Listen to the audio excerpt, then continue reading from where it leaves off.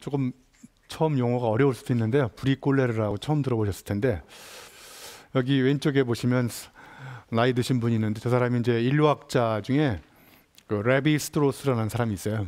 그 중에 이제 저분이 쓴 책 중에 우리말로 번역된 책이 몇 권 있는데 야생의 사고라고 거기에 보면 이제 여러분 그 미술 시간에 꼴라주 기법 이런 거 해보신 적 있으시죠? 예, 거기서 나온 거거든요. 그러니까 이제 브리꼴레르는 뭐냐면 이분이 아프리카에 가서 이렇게 사람들을 관찰해 봤더니 건축에 대한 사전 지식이 없는 사람들인데 집을 주변에 가용한 도구를 가지고 뚝딱뚝딱 해가지고 집을 짓는 걸 봤어요. 예? 그래서 이제 아주 쉽게 얘기하면 여러분 혹시 맥가이버 아세요?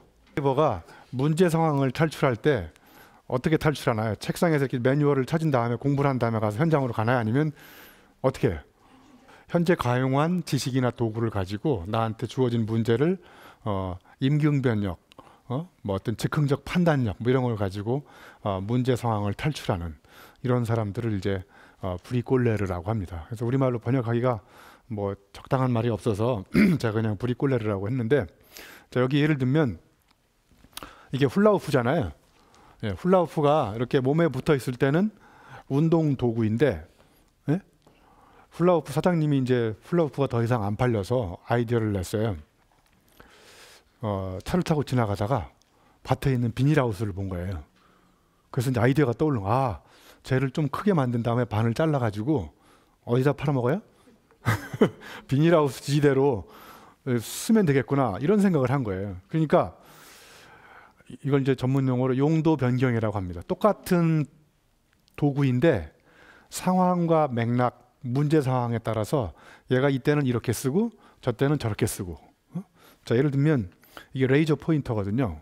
근데 제가 맥주를 따먹으려고 하는데 오프너가 없어요. 그럼 뭐 이로 따도 되지만 이가 상할 것 같아서 얘를 맥주 따먹는 오프너를 이렇게 쓰는 거예요. 그러니까 얘 원래 용도는 레이저 포인터였는데 그러니까 브리꼴레르가 갖고 있는 가장 중요한 특징이 뭐냐면 자기의 협 앞에 있는 주어진 도구나 지식이나 이런 것들을 원래의 목적대로 그대로 쓰지 않고 그대로 쓰는 경우도 있지만 현재 내가 갖고 있는 지식이나 도구가 한계가 있잖아요. 문제는 저렇게 발생했고 그러니까 문제와 이 도구를 끊임없이 대화를 시켜요. 그래서 얘를 이 문제 상황에 맞게끔 변형해 가지고 적용해서 주어진 문제를 해결하는 이런 인재들을 브리꼴레르라고 하는 거예요. 여러분 방망이하고 몽둥이가 어떻게 차이가 있는지 혹시 아세요? 어떤 걸 몽둥이라고 그러고 어떤 걸 방망이라고 그래요.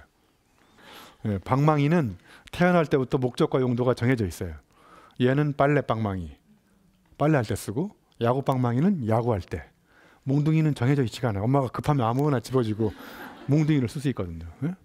이렇게 정해진 용도를 다른 방식으로 자유자재로 변형해서 쓰는 이런 사람들을 이런 인재들을 브리꼴레르라고 합니다. 그래서 저기 영어로 북스마트하고 스트릿 스마트라고 써 있는데 북스마트는 뭐냐면 말 그대로 책상에 앉아서 공부를 열심히 해가지고 머리는 스마트해요.